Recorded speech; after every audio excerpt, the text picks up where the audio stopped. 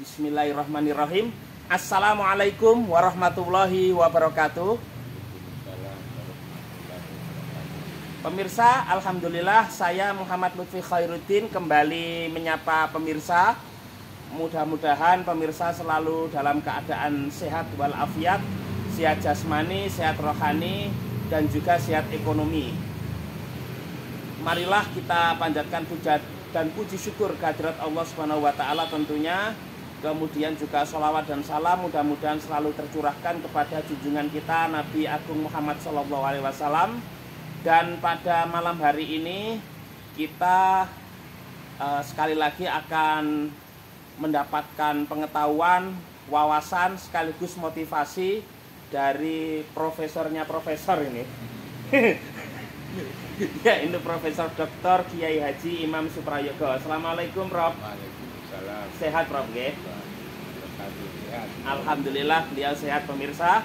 Dan kalau bicara Prof Imam, tentu ingatan kita langsung kepada Profesor Imam Suprayogo, Rektor UIN Malang, Universitas Islam Negeri Malang atau UIN Maulana Malik Ibrahim Malang. Walaupun sudah berganti rektor, Prof. Ingatan publik itu yang diingat panjenengan, Prof. Jadi kalau bicara misalnya tokoh politik PDI Perjuangan, orang langsung ingat Ibu Megawati Soekarno Putri. Partai Demokrat ikat Pak Susilo Bambang Yudhoyono. Partai Nasdem Pak Surya Paloh. Partai Gerindra Pak Prabowo Subianto. Lah UIN Malang atau UIN Maulana Malik Ibrahim Malang walaupun sudah ganti rektor beberapa kali, ingatan publik tetap Profesor Imam ini. Ya, karena memang sejarah itu. Saya waktu itu kan yang melakukan perubahan kelembagaan dari sekolah tinggi menjadi universitas UIN. Dan itu yang pertama kali di Indonesia. Pertama kali yang usul agar IAIN atau STAIN berubah jadi UIN. Pertama kali itu saya.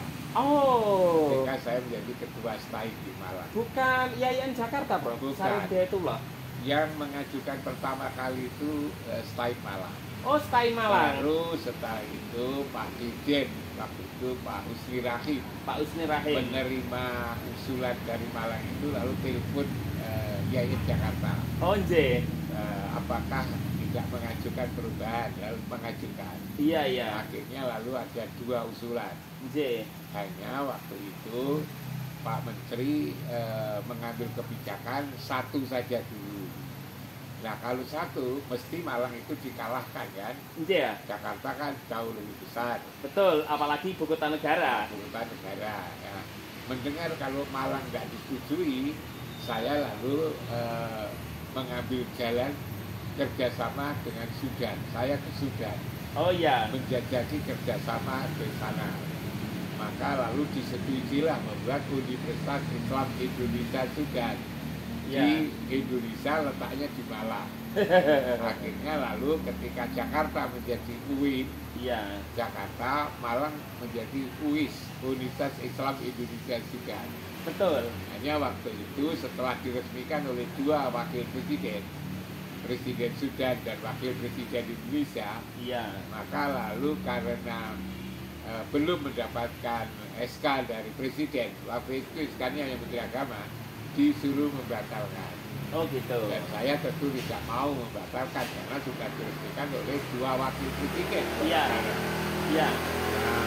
Lama-lama akhirnya untuk mendapatkan format penyelesaian gimana, lalu saya usul dimana kalau nama Sudan dihilangkan, nama Indonesia dihilangkan, kan adil. Indonesia Sudan kok misalnya dihilangkan semua kan, orang Sudan kan tersinggung. Apalagi sudah melibatkan presiden, bahkan wakil presidennya datang ke sini terus. Wakil Presiden Sudan. Iya.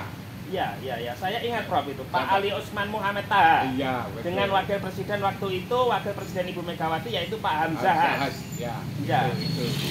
Kan nggak mungkin saya membatalkan. Sudah diresmikan dua wakil presiden, ketua STAIN membatalkan. Lalu setelah itu saya ditanya gimana caranya menyelesaikan. Caranya hilangkan aja nama Indonesia dan hilangkan nama Sudan. Akhirnya menjadi Universitas Islam Negeri tahun 2004. 2004 Prof, Jadi ya. tahun 2002 itu Malang menjadi Universitas Islam Indonesia Sudan, Iya. Jakarta menjadi UIN. Tapi lalu tahun 2004 baru UIS itu Universitas Islam Indonesia Sudan dirubah menjadi UIN bersamaan dengan Yogyakarta. Jadi satu lembar SK Presiden itu Betul. mengubah Stain Malang jadi UIN Malang, mengubah YN Yogyakarta Sunan Kalijaga jadi UIN Sunan Kalijaga, ya. Dan IAIN Syarif Hidayatullah Ya. Jakarta menjadi UIN Syarif Hidayatullah. Tahun Itu 2002. satu SK? Enggak, yang dua, yang Malang sama Jogja itu satu SK. Oh begitu. Kalau Jakarta kan lebih Itu dulu. SK Presiden Bro? SK Presiden. Oh bukan Menteri Agama? Bukan, Presiden. Oh iya. Perubahan kelembagaan itu Presiden. Nggih. Nah, karena sejarah seperti itulah, maka orang masih ingat saya. Oh iya. Apa yang diraih, dicapai oleh Jakarta, oleh Malang, oleh Jogja itu lalu dikembangkan di beberapa kota di Indonesia. Betul. Sampai sekarang mungkin sudah ada lebih dari 30 IAIN Stain itu sekarang jadi UIN. Iya, hampir semua Prof. Ya. IAIN Stain sudah menjadi Di Jawa UIN. Timur ini aja kan Malang, lalu Surabaya, Lalu Tulungagung, Jember, Kediri. Lalu tidak salah Ponorogo juga sudah jadi UIN. Ponorogo ya. Nah, itulah lalu orang mesti ingat itu siapa yang pertama kali Iya. buat gerakan perubahan itu kan. Makanya itulah kalau bicara tentang UIN Malang orang masih mengingat saya kan gitu. Betul. Kalau sekolah tinggi itu kan ketua Prof. Sedangkan kalau universitas pemimpinnya namanya rektor. Ya. Dan Prof Imam ini pemirsa adalah rektor pertama UIN Malang. Yang sekarang UIN Maulana Malik Ibrahim Malang. Yang kampusnya begitu besar sekarang Prof. Dulu jadi Stain. Dulu Stain.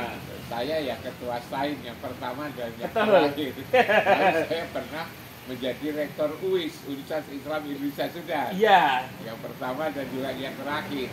Iya. Waktu itu tidak ada SK-nya, itu tidak ada. Oh gitu. Hanya orang menyebut saya itu rektor UIS, gitu aja ya. Iya. Lalu rektor UIS tentu ada SK. Dan ini Prof Imam, kalau mungkin Institut Agama Islam Negeri atau Sekolah Tinggi Agama Islam Negeri, tentu kita akan mengatakan jurusan atau program studinya adalah ANSI hanya soal pendidikan Islam. Ya, atau yang berbau keagamaan misalnya. Ya, itu seperti tarbiyah, syariah, mungkin usuluddin, dakwah, adab, dan seterusnya, tusja begitu. Ya, sehingga lalu mengesankan bahwa Islam itu lalu menjadi sempit. Sempit. Sedangkan ketika sudah bermetamorfosa menjadi universitas, maka program studi atau jurusan lain bisa bermunculan Prof ya. Sains, teknologi, ada prodi-prodi umum begitu. Ada psikologi, ada ekonomi, ada hukum dan juga yang lain. Baik Prof, karena ini tadi kita prolognya itu tentang pendidikan, kayaknya sepertinya kita harus membahas pendidikan dulu ini Prof. Iya, silakan. Ya, yaitu pemirsa tentang bagaimana sesungguhnya perbedaan atau kalau kita bisa melakukan komparasi begitu ya, terutama pendidikan tinggi begitu antara di Indonesia dengan di luar negeri Prof. Jadi between Indonesia and foreign, jadi antara Indonesia dengan di luar negeri. Pemirsa, Prof Imam Suprayoga ini adalah seorang rektor ataupun sosok yang tentu publik udah tahu. Beliau ini Prof Imam keliling ke banyak negara Prof, bahkan hampir di semua benua Prof ya. Baik itu di Asia sendiri, kemudian hampir memang sudah semua benua barangkali, kecuali mungkin benua Arktik, Kutub Utara dan Antartika, Kutub Selatan mungkin belum Prof ya. Saya pernah yang dekat dengan itu kan. Di mana Prof? Rusia. Oh iya. Nah, Eropa. Betul. Amerika Latin atau Amerika Selatan, Selandia Baru, New Zealand, negara Arab, Afrika, Eropa, Bro. Eropa kan yang pernah ada Inggris, Perancis, Belanda, Jerman kan pernah saya. Belgia, ke Brussel kan. Iya, Brussel, ibu kota Uni Eropa. Nah, menarik, kita ingin menggali ilmu, wawasan maupun pengalaman Prof Imam. Tentu yang beliau lihat maupun beliau rasakan ketika melakukan kunjungan itu, bagaimana sesungguhnya pendidikan tinggi, Prof, antara di Indonesia dengan di luar negeri. Selama ini publik di Indonesia tentu menganggap pendidikan di luar negeri ini lebih berkualitas, Prof, dari pendidikan di Indonesia. Mungkin hampir disamaratakan begitu, tidak peduli jurusan ataupun program studi atau konsentrasi keilmuan apa begitu, tapi menganggap di luar negeri itu oh hebat begitu. Bahkan ketika pulang, kalau lulusan luar negeri itu terkesan lebih prestis begitu daripada lulusan dalam negeri. Mungkin sebelum kita bahas ke beberapa negara, apa pandangan Prof Imam mengenai ini? Ya, yang gampang-gampang aja lah. Kalau dikatakan di luar negeri itu hebat ya, memang hebat ya. Oh, kalau sains teknologi, kalau itu barat ya, iya. Jerman, Prancis, Inggris, Belanda itu ya memang hebat banget di sana itu. Iya, Prof. Juga di Amerika gitu kan. Di Rusia juga begitu. Hebat, Prof. Memang hebat, Australia dan seterusnya. Di sana itu sebetulnya disiplin ya. Oh, disiplin. Jadi kalau belajar itu lebih orientasi kepada esensi, substansi. Ingin belajar ya belajar untuk memperkaya, mendapatkan ilmu. Oh begitu. Tapi kalau di Indonesia itu kan baru yang formal-formal ya, yang simbol gitu kan. Oh iya iya. Yang penting dapat ijazah. Oh begitu. Yang penting kuliah. Yang penting. Pokoknya orang kuliah 8 semester harus lulus S1. Ya S2 4 semester, lalu S3 juga 4 tahun itu kan. Iya. Itu harus lulus ya. Sekarang kan seperti itu. Betul, dan dituntut IPK-nya juga bagus, Prof. Ya, kalau tidak bagus, secara kuantitatif. Kalau yang tidak bagus, yang disalahkan bukan mahasiswanya, tapi dosennya, pimpinannya kan. Iya. Menjadi lucu, memang Indonesia itu ya lucu. Betul. Nah, tidak disiplin. Misalnya, kalau di luar negeri itu, ya, untuk bisa masuk, misalnya bahasa Inggrisnya harus 550 TOEFL. Ya. TOEFL. Kalau Harvard itu 630. Amerika Serikat. Kalau tidak sekian, tidak diterima kan gitu kan. Oh begitu. Tapi kalau di Indonesia itu kan tidak begitu. Iya. Negosiasi, buat peraturan. Lobby. Tapi peraturan membuat peraturan, tapi peraturannya dia akan disalahi sendiri. Itu kan. Diakali. Membuat peraturan, tapi peraturannya dan dijalankan kan itu. Oh iya iya. Itu iya. menjadi hal biasa gitu kan. Oh. Akhir-akhir ini kan juga ada kritik gitu kan. Iya, Bro. Kritik misalnya kok hampir semua cum laude gitu kan. Lalu kemudian timbul perbincangan ya. Kok bisa-bisanya sekian persentase yang jauh lebih banyak itu yang cum laude semua. Nah itu karena memang itu tadi budaya yang lebih orientasi kepada formalitas itu. Oh. Nah itu. Yang penting. Mohon maaf, Prof. Yang Prof lihat cum laude itu rata-rata S1, S2 atau S3, Prof? Ya S1, ya S2, ya S3 kan semua. Kalau saya lihat S3, Prof, atau dokter yang banyak. Apalagi mohon maaf sebelumnya yang kuliah itu seorang tokoh barangkali. Nah, ya itulah, nggak usah kita perbincangkan. Oh gitu. Semua orang pada tahu kan itu kan. Kalau di luar negeri untuk kuliah itu kan sampai orang kan tidur di perpustakaan, tidur di laboratorium kan itu. Sehari-hari orang pokoknya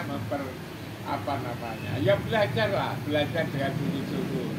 Dan di Indonesia itu kan, kalau dulu kan kuliah itu kan seminggu itu ya 6 hari ya. Iya, Bro. Hari Senin, Selasa, Rabu, Kamis, Jumat, Sabtu kan itu. Okay. Sekarang itu diringkas 1 minggu 3 kali. 3 hari. 3 hari pun juga diringkas ya, menjadi 2 hari, 1 minggu. 1 minggu pun diringkas lagi. Nah inilah sebetulnya menggampangkan ya. Iya, Bro. Yang tidak dikejar esensi, substansi, menjadi pinter. Aku sekolah itu agar beda dengan yang tidak sekolah, itu kan. Sekarang ini antara sekolah dan tidak sekolah kan diributkan, gitu kan. Iya. Seperti sama. Akhirnya kan ya mohon maaf ya akhir-akhir ini seperti misalnya kasus Pak Jokowi gitu kan. Ijazah. Iya. Itu kan karena memang yang sekolah dan tidak sekolah kan mungkin tidak sama itu kan. Iya. Yang sekolah pun lebih pintar kan itu kan. Bahkan yang tidak sekolah mungkin lebih pintar.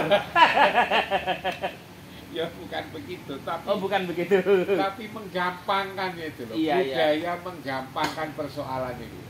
Nah, Yang itu lalu hasilnya juga yang gampang-gampang aja kan begitu. Iya. Akhirnya tidak serius. Bangsa ini bangsa yang tidak serius. menurut Oh. saya jadinya. Mau sekolah saja tidak serius. Coba misalnya akhir-akhir ini kan begitu banyak orang menjadi guru besar kan, profesor. Profesor. Nah, profesor itu syaratnya kan lebih banyak harus pernah nulis Scopus gitu kan. Betul, jurnal Nah, indeks jurnal Scopus. indeks Scopus.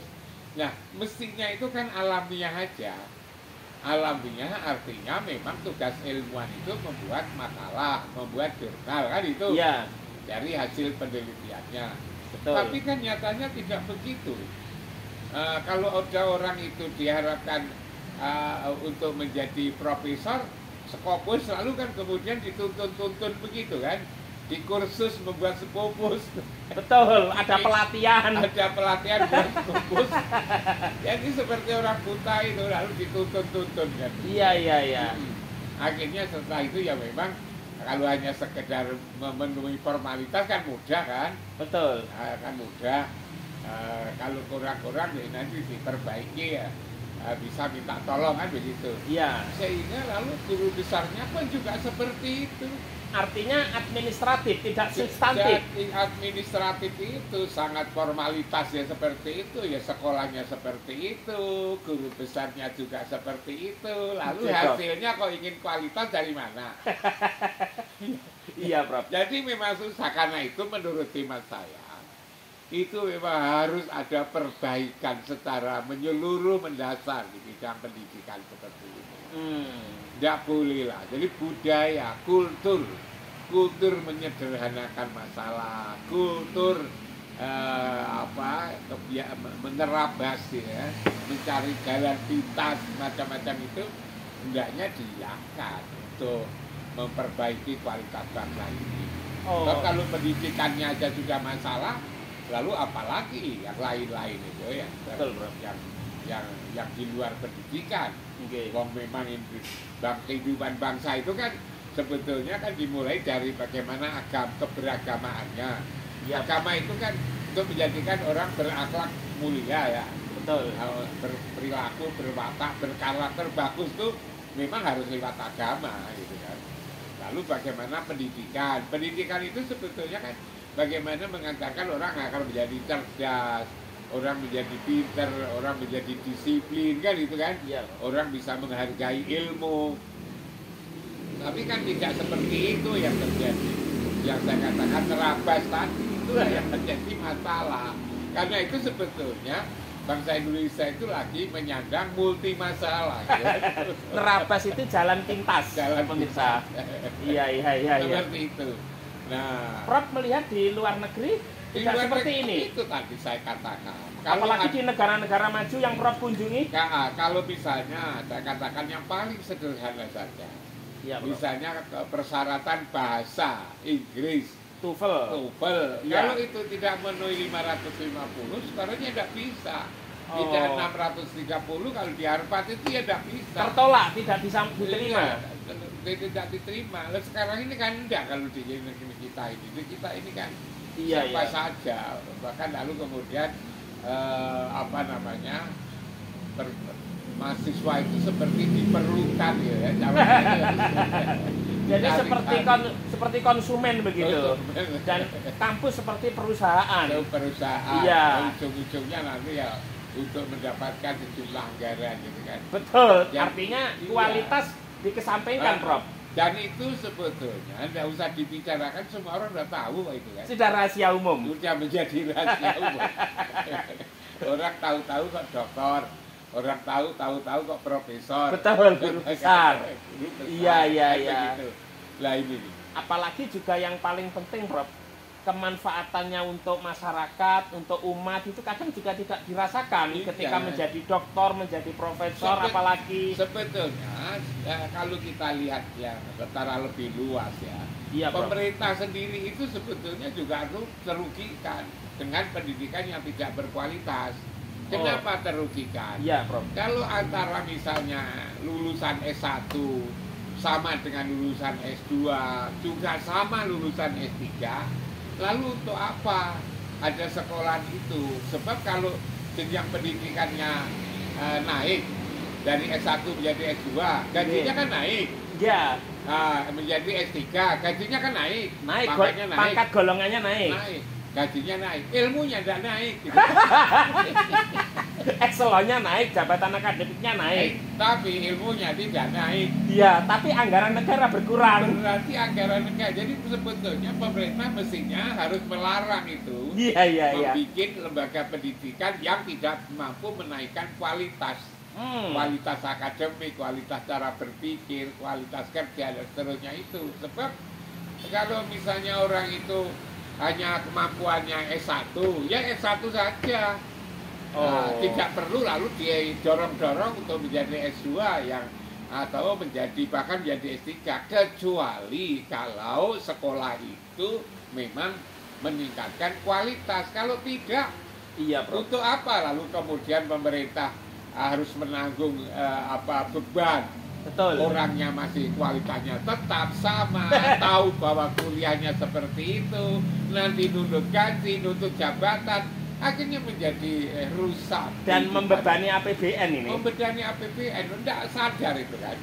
Coba. Kecuali memang secara kualitas, kemampuan, kapabilitas itu terpenuhi dan bermanfaat. Secara gampang kalau menurut saya yang namanya sekolah itu kan meningkatkan ya secara sederhana misalnya ya dari sisi kepribadian ya dari akhlak tadi, lalu kemudian wawasan keilmuan, lalu kemudian profesional gitu kan.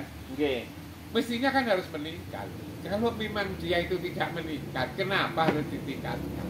Kalau tidak ditingkatkan, pemerintah kan tidak nanggung beban harus mengganti orang yang S2, yang S3, kecuali kalau kualitasnya memang juga kualitas S2 dan S3. Kalau kualitasnya masih tetap andaikan kucing ya. Iya, Prof. Kucing itu kalau bisa nangkap misalnya 10 menit 5 tikus gitu kan. Lalu bisa tingkat bahwa 10 menit bisa naik menjadi 10 atau 15 tikus itu kan meningkat namanya. Iya. Tapi kalau misalnya dari S1 lah S2 masih tetap tangkapannya masih 5 tikus misalnya.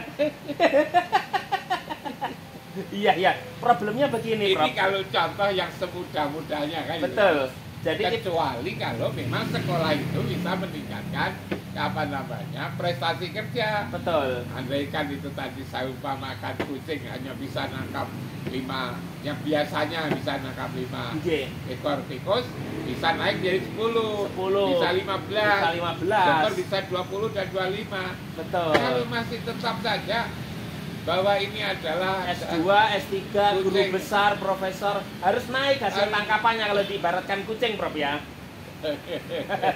Prof Imam, mohon maaf, Prof. Ini juga barangkali pemirsa, barangkali juga jamak sudah tahu ya, Prof ya. Problemnya begini, Prof Imam, di perguruan tinggi, Prof ya, tidak negeri, tidak swasta, Prof. Itu kan kalau bicara Undang-Undang Nomor 14 Tahun 2005 tentang guru dan dosen, seorang dosen minimal untuk mengajar S1 itu S2 atau magister. Kemudian untuk mengajar pasca sarjana yaitu S2, S3 minimal harus S3 doktor. Syukur-syukur sudah profesor atau guru besar. Nah, belum lagi ada tuntutan akreditasi, Prof. Baik itu akreditasi program studi maupun perguruan tinggi. Nah, itu dituntut, Prof. Ketika dosennya itu kebanyakan masih S2, tentu akreditasinya akan katakanlah itu minimal atau kurang baik begitu, sehingga perguruan tinggi mendorong dosennya bahkan disekolahkan dengan beasiswa baik dalam negeri luar negeri untuk S3, Prof. Nah, ternyata setelah lulus yang Prof sampaikan tadi kualitasnya masih S2 atau bahkan S1. Kemudian juga yang guru besar sama, Prof. Karena tuntutan akreditasi, tuntutan kemudian juga program studi ataupun institusi itu kemudian secara administratif didorong untuk menjadi guru besar, padahal secara kemampuan belum guru besar. Nah, problem seperti ini menurut pemerintah, menurut Prof Imam, pemerintah seharusnya bagaimana, Prof? Kita ini mestinya itu jangan hanya yang formal-formal seperti itu lalu menjadi formalitas. Yang formalitas itu kan justru menyesatkan sebetulnya. Oh gitu ya. Masa kita ini lalu kemudian tidak sadar-sadar bahwa yang formalitas itu menyesatkan semua, termasuk juga menyesatkan rakyat, kan itu merugikan rakyat masyarakat. Maka lalu saya teringat itu bahwa di akhir zaman itu akan datanglah Dajjal. Oh, itu kan. Apa ciri Dajjal itu kan membuat kerusakan. Betul. Apa ciri Dajjal? Dajjal itu hanya menggunakan mata satu, kan itu kan. Betul. Pernah dengar kan? Tahu, Rob. Saya baca itu, Rob. Iya. Tanda-tanda akhir zaman. Ada Dajjal. Dajjal itu menggunakan mata satu. Betul. Padahal mestinya kehidupan kita ini harus menggunakan dua mata, kan? Betul. Mata kepala dan mata hati. Oh. Mata hati itu tidak saja lihat yang formal, tetapi yang isi. Substansi. Kalau yang dilihat hanya mata kepala bahwa ini sudah memenuhi angkanya sekian, itu kan menggunakan mata satu. Iya. Jangan-jangan kita seperti ini Dajjal. Iya kan? Iya, Prof. Jangan sekarang inilah sebetulnya sudah musimnya Dajjal itu. Orang hanya lihat formalitasnya, melihat skopusnya, lalu setelah itu datanglah SK profesor. Setelah itu ada bisik-bisik profesor kok seperti itu, kan itu. Iya. Ya memang itu bisa dipakai untuk persyaratan akreditasi. Tapi akreditasi sendiri itu apa? Jangan-jangan akreditasi itu juga akreditasi yang formalitas saja. Oh. Iya kan? Iya. Orang lalu kemudian mengejar nilai B, nilai A, unggul. Nilai unggul. Bahkan keadaannya seperti itu, kok unggul gimana? Iya kan? Iya kan? Iya, Prof. Kalau orang Jawa dulu kan bilang seperti kucing di apa? Diraupi ya. Oke. Baik, Prof, sebelum kita nanti mengcompare lagi dengan pendidikan di luar negeri, tadi Prof sudah banyak menyampaikan bahwa secara kualitas ini dikesampingkan kita ini sesungguhnya, tapi secara substansi kualitas ini sesungguhnya harus lebih diperhatikan begitu. Kemampuan harus sesuai dengan gelar misalnya, apakah itu S1, S2 magister maupun S3 doktor maupun guru besar begitu. Menurut Prof ini sebenarnya seperti ini yang salah siapa, Prof? Yang salah ya semua, kita ini salah sebenarnya itu. Oh gitu. Nah, kita ini kok lalu membangun budaya yang tidak benar gitu kan. Oh. Membangun budaya tidak benar. Kita ini mestinya harus disiplin. Kita itu harus menggunakan pikiran kita dan sekaligus juga menggunakan suara batin kita. Mungkin pikiran kita membenarkan itu adalah untuk memenuhi persyaratan-persyaratan. Tapi mata yang satu, mata hati, mata batin itu apa membenarkan? Iya. Mata batin itulah tidak bisa didustakan sebetulnya. Iya. Semua orang kalau barang salah ya dikatakan salah, kalau benar dikatakan benar, kan? Walaupun itu pelaku ya, kritik-kritik terhadap kualitas pendidikan kan sudah lama sebetulnya. Kan bukan hal baru ini, kan sudah lama. Sudah lama. Bahwa orang seperti itu kok begitu mudah menjadi doktor, orang begitu kok lalu menjadi profesor, lalu bisik-bisik kan itu kan. Iya. Lalu kemudian karena yang bisik-bisik banyak, gitu kan. Lalu semua orang menjadi sadar, menjadi tahu. Karena itulah maka bagaimana memperbaiki ya kita harus membangun kesadaran bersama bahwa bangsa ini tidak bisa dijalankan lewat seperti ini. Ya, kalau toh maju lalu maju palsu, gitu kan? Iya. Lalu ijazahnya ya memang ijazahnya asli. Ijazahnya asli. Tapi palsu. Kamuflase kan begitu. Iya. S2-nya juga begitu, S3-nya begitu, jabatannya juga begitu. Itulah masyarakat yang menyukai hal-hal yang bersifat simbolik, yang bersifat formalitas. Maka siapa yang harus memperbaiki? Ya pendidikan sendiri harus sadar sebetulnya penyelenggara pendidikan itu harus sadar bahwa ya pendidikan itu sebetulnya tidak boleh main-main. Nah itu kalau di luar pendidikan ya silakan aja lah. Tapi kalau di dunia pendidikan itu mesti harus diperbaiki karena pendidikan itulah memproduk manusia-manusia. Kalau bangsa ini ingin memperbaiki kehidupannya, maka ya perbaikilah pendidikannya itu. Betul. Dan saya yakin itu bisa sebetulnya itu. Bisa, itu Bro. Bisa. Hanya salah kan kita ini mau berpikir. Makanya kalau sudah bicara ini kan saya selalu teringat itu Al-Quran. Iya, Bro. Surat Al-A'raf ayat 179 gitu ya. Yang di situ intinya gitu ya, intinya itu sungguh nanti kami akan isi jahanam ya. Neraka jahanam akan diisi ya kan oleh kebanyakan manusia dan jin. Ya. Minal jinni wal insi ya. Ya. Jin dan manusia. Siapa itu? Mereka punya hati tapi tidak digunakan untuk mikir. Lahum qulubun ya, la yafqahuna biha walahum ayunun la yubsiruna biha walahum adanun la yasmauna biha ulaika kal an'am bal hum adallu, tapi dia lebih sesat ya kan. Kan diulang terjemahnya, Prof, untuk pemirsa, Prof. Tadi kan? Iya. Bahwa sungguh akan kami isi jahanam itu dengan kebanyakan dengan jin dan manusia. Ya, manusia dan jin. Siapa itu? Mereka mempunyai hati tapi tidak digunakan untuk mikir. Betul. Mereka punya telinga, punya mata tapi tidak digunakan untuk melihat. Mereka punya telinga tapi tidak digunakan untuk mendengarkan. Mereka itulah seperti binatang, tapi lebih sesat daripada binatang. Karena itu kita memang dituntut sebagai umat beragama Islam. Ini Al-Quran loh ya? Al-Quran. Iya, Bro. Al-A'raf ayat 179 kalau tidak salah. Iya, Bro. Walakot daro, apa namanya? Prof tadi mengatakan pendidikan, betul, pendidikan tidak boleh main-main. Prof apa melihat pendidikan di Indonesia ini main-main, Bro? Ya sampai nggak usah tanya saya, kan bisa melihat sendiri. Iya. Iya kan? Nggih. Bahkan Prof Imam saya ingat. Sampai kan tahu kan ada kuliah kalau di luar negeri kan orang tidur di perpustakaan, di laboratorium, ngejar-ngejar dosen. Betul. Gitu kan?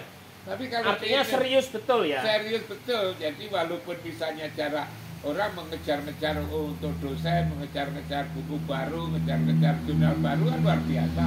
Betul. Di Indonesia itu ya jurnalnya banyak, ya. Iya. Silakan membuat jurnal.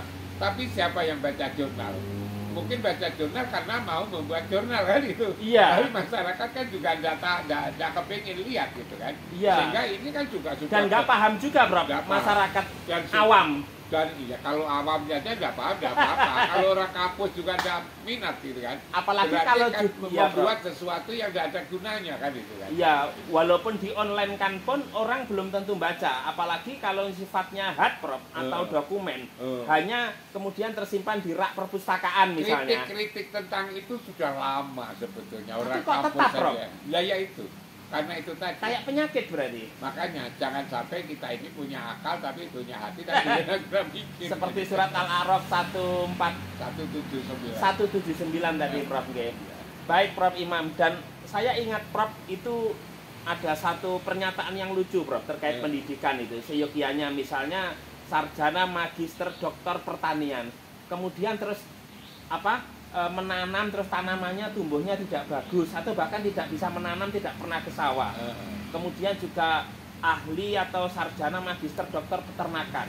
Kemudian memelihara binatang ternak ayam misalnya, terus mati semua itu. Misalnya, Prof. Atau sarjana, magister, dokter ekonomi, kemudian terus miskin. Nah, ini barangkali satu sindiran, Prof ya, terkait dengan kualitas pendidikan di Indonesia. Baik, Prof. Kalau kita kembalikan ke tadi pembicaraan di awal terkait pendidikan di luar negeri, Prof. Mungkin Prof bisa sebutlah beberapa kampus barangkali, misalnya di benua Amerika di Amerika Serikat misalnya, di Eropa di negara mana, atau bahkan Timur Tengah. Sebelum nanti kita bicara mengenai spesifikasi ilmu, kalau ilmu ini cocoknya di negara mana dan seterusnya. Bukan berarti kemudian pendidikan di luar negeri itu misalnya memang lebih bagus dari Indonesia, kita tidak mengatakan demikian.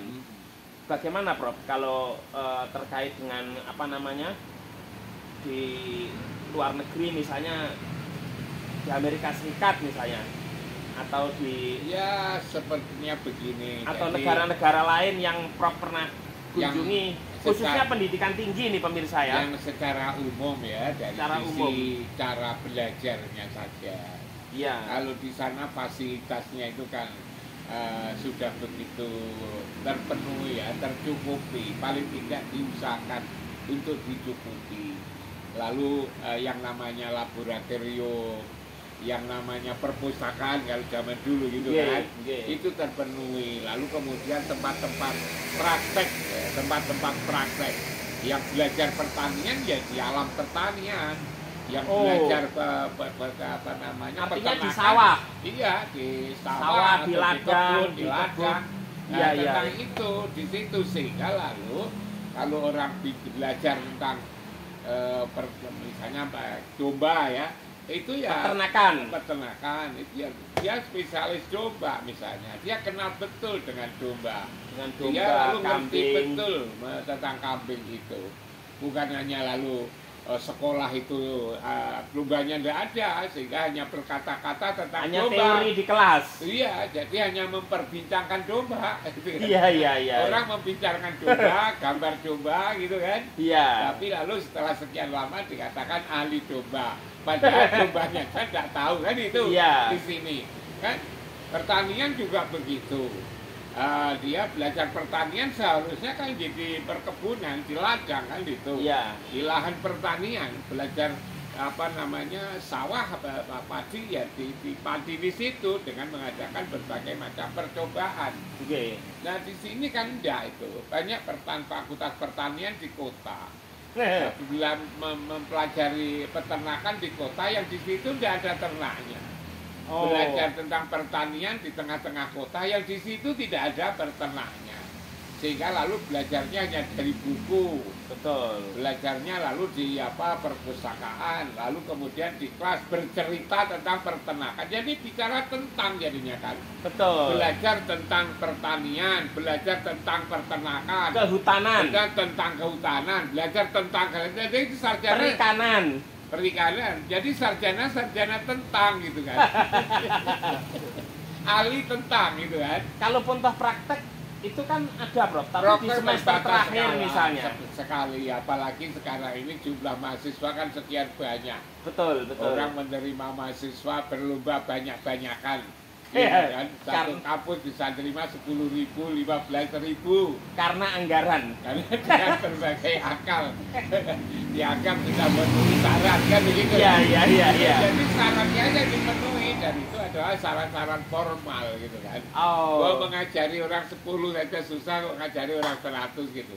Katanya pendidikan harus ditingkatkan, ya kan? Makin jumlah kuantitas maka kualitas turun kan begitu. Nah, berbanding kebalik. Sudah katanya pendidikan kurang kualitas, kok justru jumlah mahasiswa ditingkatkan kan begitu. Iya.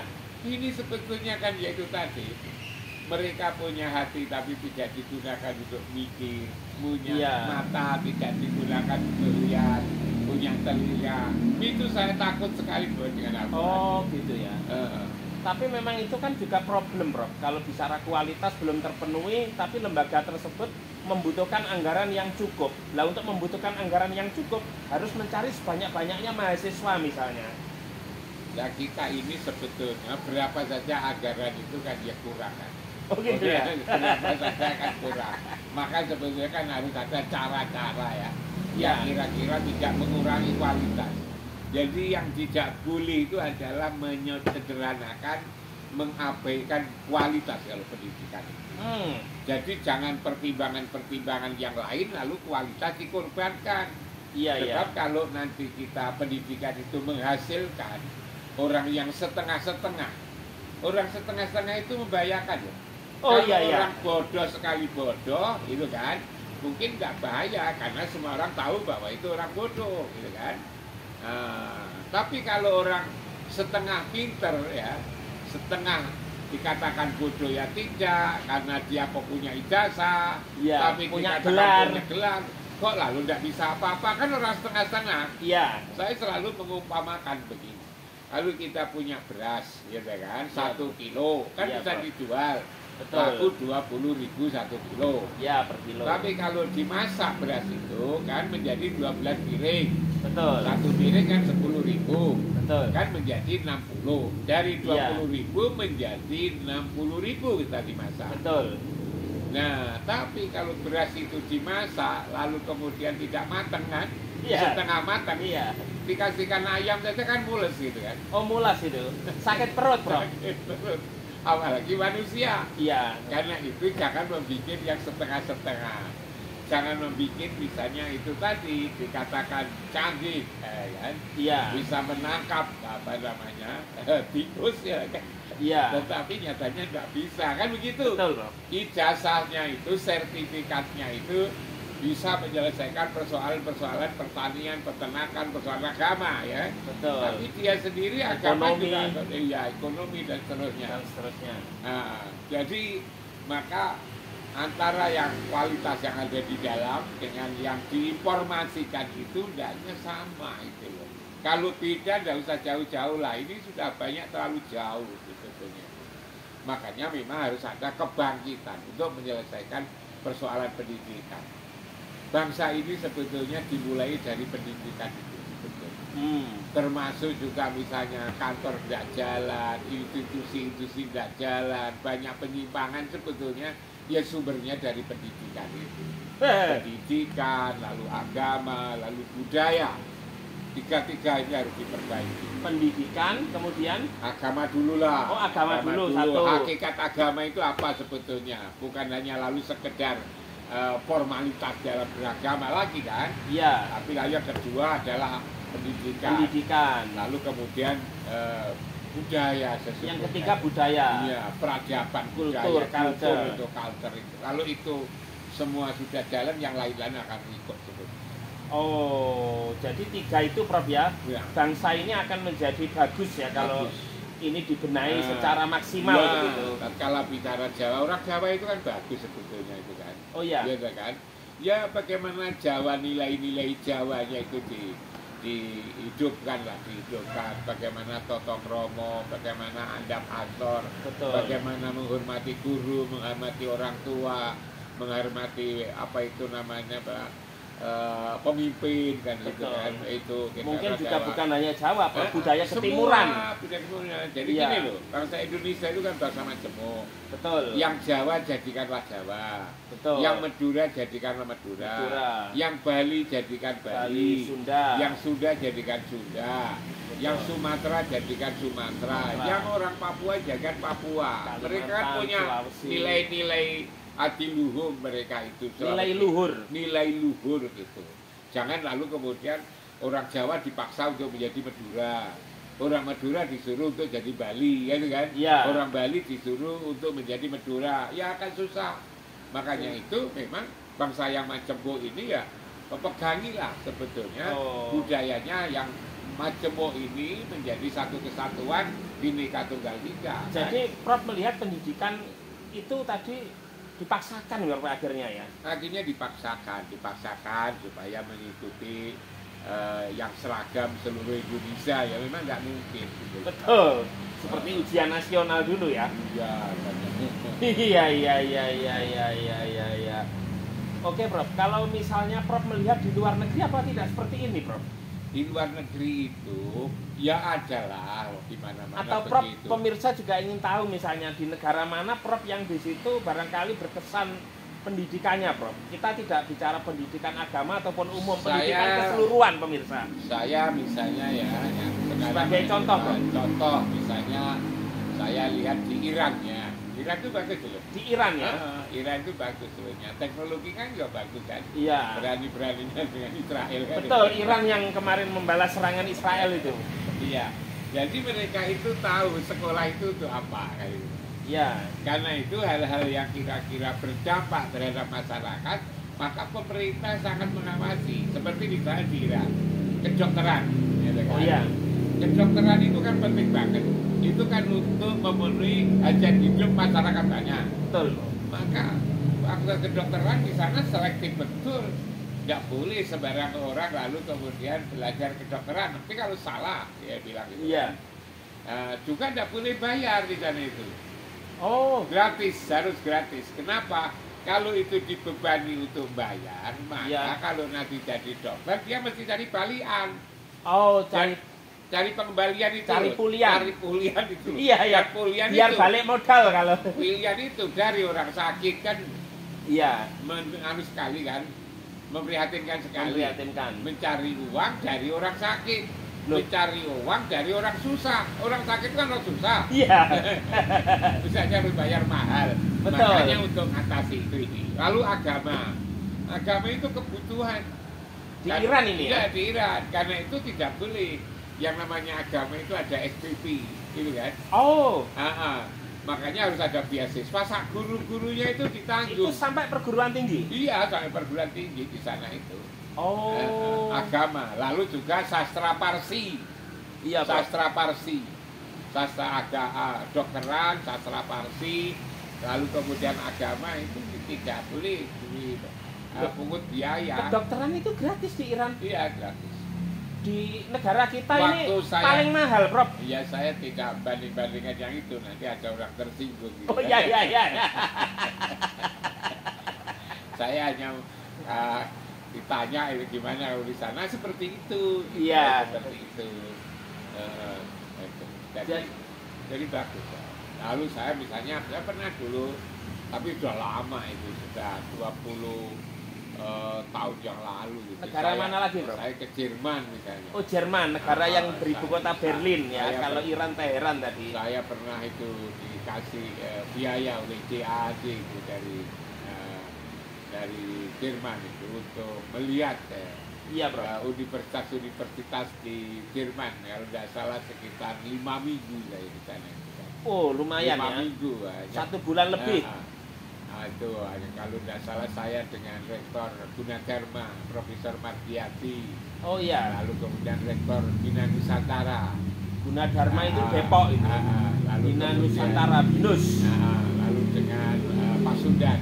Pasundan, Bandung. Ya, Bandung. Lalu saya dari Malang itu. Kalau salah 5 orang. itu. Ke Jerman. Jerman. Gimana ceritanya, Prof? Ya memang di sana kalau orang belajar ya belajar serius gitu kan. Iya, iya. Berbagai persyaratan harus dipenuhi, tidak saja yang sifatnya formalitas, tetapi ya yang Artinya substansi. Kalau Jadi, misalnya dia S1 naik S2 kemampuannya memang benar-benar iya, meningkat. benar-benar meningkat. S3 profesor. dari sekolah itu lalu dari tidak bisa menjadi bisa, dari tidak ngerti menjadi ngerti. Iya, iya. Dari mengerti itulah lalu dikasih ijazah, dinyatakan lulus gitu kan. Bukan hanya sekedar pokoknya sudah ikut duduk. Iya. Kalau hanya sekedar pokoknya ikut duduk, lalu kemudian dikasih apa itu namanya?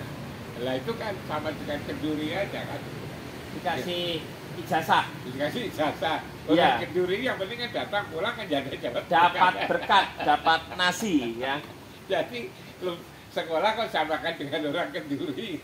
Kenduri. Kenduren, Iya, iya, iya, iya, Yang iya. penting ikut lalu pulang dapat berkat. Jangan seperti itu. Dan disamaratakan, Bro. Disamaratakan gitu kan. Betul. Lembaga pendidikan sudah seperti orang kenduri kan gitu. Betul. Di sana tidak begitu gitu loh. Lalu kemudian semua mempunyai integritas yang tinggi. Oh, integritas. Mahasiswa punya tanggung jawab untuk menjadi orang yang berkeahlian kan itu kan. Iya. Lalu dosennya, profesornya juga itu menyenangi ilmu.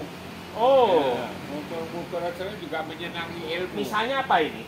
Ya misalnya itu kan yang namanya profesor itu kan mengenal siapa mahasiswanya kan. Nggih. Dia kan bangga dengan bahwa kualitas mahasiswa itu sebetulnya jangan lalu ditimpakan pada mahasiswa yang bersangkutan. Kualitas mahasiswa itu adalah kualitas saya. sebagai seorang guru besar, profesor.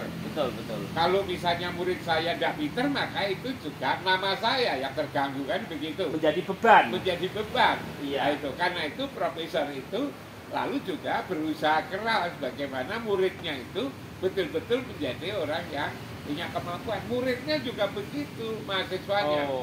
Mahasiswanya juga bertanggung jawab. Saya nanti kalau pulang ke negara-negara saya, maka lalu saya dianggap hebat kok. Lulusan dari Jerman, tidak hebat, maka saya malu kan. Karena itu harus belajar sungguh-sungguh kan begitu. Mereka juga menghargai sekolahnya, kampusnya. Kami dari kampus ini kan gengsi kan begitu kan. Ya inilah. Jadi sebetulnya menjaga mutu itu dilakukan oleh semua yang terlibat di dalam lembaga pendidikan itu.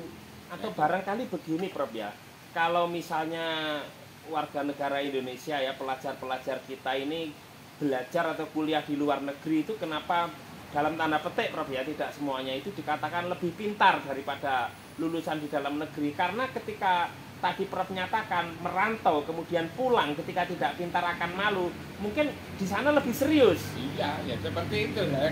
Karena memang masyarakatnya kan juga masyarakat yang menghargai kualitas, menghargai mutu. Iya. Karena masyarakat juga menghargai mutu, mereka juga punya kesadaran bahwa dituntut untuk mutu, sehingga lalu mutu menjadi apa tema sentral yang harus dikejar kan begitu. Iya. Hanya itu tadi saya katakan dari sisi formalitasnya aja. Kan banyak orang kita cari ijazah ilmu nanti cari di tempat lain kan itu kan celaka banget juga kayak begitu. Yang penting ijazahnya. Yang penting ijazahnya itu. Betul. Kan rusak sebetulnya. Karena itulah maka ini tadi saya katakan harus dilakukan perubahan, harus ada semacam perubahan yang mendasar dimulai dari dari sikap mental kita itu. Sikap mental kita itu memang untuk memperbaiki bangsa, karena itu tidak bisa ditimpakan oleh seorang per orang, bahkan juga oleh pemimpin. Tapi itulah kita semua sebetulnya bangsa. Iya. Sebab kalau bangsa ini tidak diselesaikan seperti itu, yang rugi ya bangsa kita sendiri. Coba di akhir-akhir ini katanya kan entah benar entah tidak ya ranking Indonesia dalam hal menegakkan kejujuran akademik kan ranking hampir terakhir kan, itu kan memalukan sekali. Kejujuran akademik. Saya baca selintas gitu loh, tapi itu kan sebenarnya peringatan. Itu datanya ada Bro? Saya hanya baca di di medsos itu loh. Apakah itu betul atau enggak? Tapi biasanya betul di medsos itu. Lah, tanpa membaca pun saya merasakan gitu loh. Sudah, ini memang sudah pada lampu, tidak ada lampu kuning, sudah lampu merah betul. Prof melihat kalau di luar negeri apa sama dengan di negara kita, Prof? Misalnya untuk jadi apa atau menduduki jabatan apa itu minimal misalnya harus SMA, harus S1, S2, dan S3 begitu, Prof? Saya katakan di negara-negara maju itu disiplin. Disiplinnya? Disiplin. Jadi kalau ada aturan, ya aturan itu harus dipenuhi. Siapapun aturan yang di negara kita itu kan tidak begitu. Itu walaupun misalnya melobi terus memberikan dalam tanda petik mohon maaf menyuap begitu tidak ya, saya kok tidak pernah dengar ya suap menyuap itu kan mereka kan terkait pendidikan khususnya. Iya, kok mereka kan punya integritas diri ya. Punya tanggung jawab. Orang menjadi malu. Dan kalau orang sudah ketahuan nanti kehilangan kepercayaan. Karena tadi Prof mengatakan kalau nanti juga manipulasi juga yang rugi negara ini. Orang melakukan kesalahan itu kalau di sana kan malu gitu ya. Malu Prof? Malu. Di Indonesia itu kan nggak malu, koruptor kan. Iya. Dan menurut Prof, apakah memang kita itu memang sangat formalitas Prof ya? Misalnya tadi untuk menduduki jabatan harus bergelar ini, bergelar itu, walaupun kemampuannya kemudian tidak terpenuhi. Kalau menurut saya, dimulai dari agama. Dari agama? Agama itu kan memperbaiki hati, memperbaiki akhlak. Bukan memperbaiki hati, memperbaiki apa yang ada di dalam hati. Oh gitu. Akhlak gitu kan. Iya. Suara batin kita itu loh, hendaknya dirawat gitu. Betul. Jadi agama pun juga, agama kan juga sudah formalitas sekarang ini. Masa orang agama kok lalu juga masih berdebat, merendah-rendahkan, mencaci maki sesama, menjatuhkan. Itu kan juga tidak beragama sebetulnya. Oh. Orang beragama kok masih nipu-nipu, Betul. orang beragama kok masih lalu berbohong, orang agama lalu kemudian masih apa namanya, ya untuk kepentingan dirinya sendiri, bahkan juga korupsi coba. Ya kan? Ini sebetulnya ada masalah di dalam agama ini, harus diselesaikan. Korupsi dalam wilayah agama. Korupsi di dalam wilayah agama, bahkan kegiatan agama pun dikorupsi kan begitu kan? Iya. Agama pun sudah dijual belikan kan seperti itu. Karena itu dimulai dari agama, karena agama menyentuh persoalan hati, dan manusia yang sebenar-benarnya sumber perilaku itu yang ada di dalam hati itu. Makanya itu kalau menurut saya agama ini mungkin ada di akhir zaman ini agama sudah hilang gitu kan. Makanya saya seringkali juga ingat itu apa yang dikatakan oleh Ali bin Abi Thalib. Ya. Jadi akan datang suatu zaman di mana Islam itu tinggal nama. Sayyidina Ali. Lalu Al-Quran tinggal tulisan. Lalu masjid semakin banyak, tapi tidak digunakan untuk mengingat Allah. Yang keempat, di mana-mana terjadi fitnah, dan fitnah itu justru bersumber dari para ulamanya. Nah, saya khawatir ini sudah di akhir zaman terjadi. Orang katakan agama tinggal nama. Kitab suci tinggal tulisan. Ya tulisannya semakin banyak. Tiap tapi sekarang ada tulisan Al-Quran. Tapi dalam prakteknya jauh dari apa yang ada tertulis dalam kitab suci. Lalu masjid semakin banyak, tapi tidak digunakan untuk ingat Allah. Bagus, besar-besar, tapi kosong kecuali ada Jumat. Dan megah-megah sekarang. Lalu kemudian fitnah di mana-mana. Sumber fitnah justru dari para ulama. Saya khawatir ini sudah terjadi, karena itulah maka mulai dari agama ini diperbaiki, kita sadar betul agama itu memperbaiki hati, jangan beragama lalu kemudian justru beragama malah justru bermusuhan tentang agama, ini kan juga baik Prof.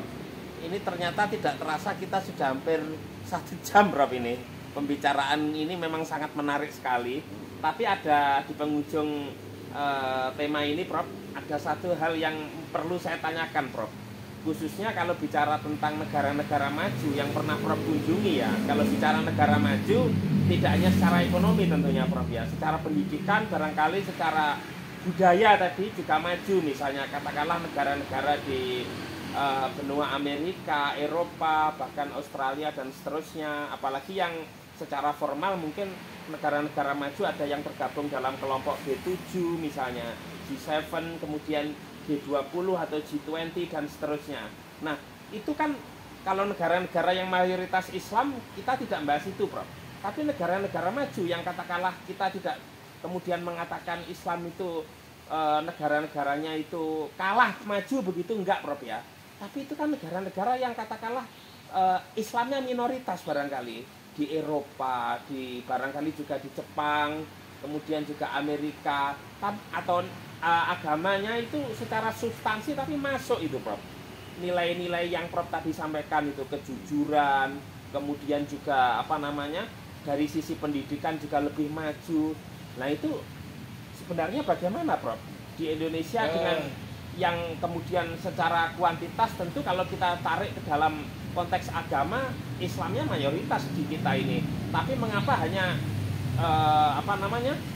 formalitas, secara substansi kalah dengan negara-negara yang Islamnya justru minoritas tadi Prof sampaikan? Sebetulnya begini, kita memang harus meletakkan ya persoalan-persoalan agama dan juga persoalan-persoalan keduniaan ini ya. Agama itu sebetulnya lebih konsentrasi kepada urusan rohani sebetulnya. Tapi jangan dikira kalau saya menyebut rohani itu tidak ada kaitannya dengan kehidupan di dunia. Jadi kehidupan dunia itu sebetulnya bersumber dari ruhani ini sebetulnya, bagus itu. Iya. Gitu kan? Kalau rohnya itu bagus, makanya orang tergantung kepada apa yang ada di dalam dada. Yang di dalam dada itu kan hati. Kalau hatinya bagus, maka semua bagus. Iya. Kalau hatinya jelek, maka ya akan jelek, kan begitu. Iya. Nah, sedangkan kalau urusan dunia ini sebetulnya tanpa ruhani ini itu pun bisa maju kok. Oh, Bisa maju sebetulnya. Hanya lalu mereka digerakkan oleh si apa itu budi ya, akal budi. akal budi. Jadi ada agama, ada akal budi sebetulnya. Itu Oh. tidak dibedakan. Oh. Nah, kalau agama itu akhlak gitu ya. Iya. Akhlak itu bagaimana agar kita niru Rasul ya. Nah, ikut Rasul. Apa sifatnya? Sifatnya sidik, amanah, tabligh dan patona.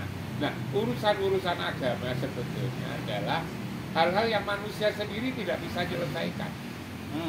Kalau urusan keduniaan ini, itu asalkan manusia bisa menyelesaikan, maka rupanya Allah juga mengatakan, Rasul juga mengatakan, antum a'lamu bi umuri dunia. Kamu lebih tahu tentang duniamu ini. Karena itu kalau Anda menanyakan kenapa Cina ekonominya bisa maju, Betul, Tiongkok. Nah, lalu bagaimana misalnya Korea, bagaimana Jepang bisa maju. Memang kemajuan yang diraih oleh mereka itu adalah hal-hal yang sifatnya fisikal itu, yang antum alamu biumuri duniakum itu. Oh, tidak terkait rohani. Tanpa melibatkan ruhani yang dituntut oleh agama, Iya. dia bisa maju. Oh, Coba secara nyata, Korea kan, agama Betul. kan tidak ada. iya. Ada di China, lalu kemudian Jepang, lalu negara Rusia yang dulu membenci agama juga maju kan. Rusia Rusia kan membenci agama, tapi Ya. juga maju kan. maju.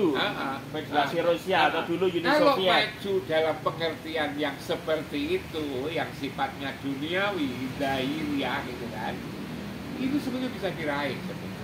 Oh. Tanpa agama itu bisa diraih. Lalu gimana bisa maju? Mereka kan bukan mengerjakan sesuatu sebaik-baiknya bukan karena takut dengan Tuhan ya kan? Iya. Bukan takut salah ada tanggung jawab di akhirat, bukan. Tapi dia melaksanakan itu untuk meraih kemenangan di dunia ini. Oh gitu. Agar dia bisa menang dalam persaingan, kan begitu? Betul. Jadi nilai-nilai itu yang digunakan untuk memajukan. Oh. Nah pertanyaannya, apa agama tidak mengajarkan? Agama mengajarkan itu sebetulnya. Oh. Agama juga jelas sekali bahwa hal-hal yang sifatnya duniawi, kamu lebih tahu tentang duniamu. Karena itu maka harus dikembangkan sains dan teknologi. Makanya kan tadi surat Al-A'raf ayat 179 kan dikatakan, orang yang punya otak, orang punya hati tapi tidak gunakan mikir. Betul. Akan kami isi ya kan jahanam nanti, Neraka jahanam. neraka jahanam kebanyakan dari jin dan manusia. Siapa itu? Orang yang punya hati tetapi tidak digunakan untuk mikir, kan itu.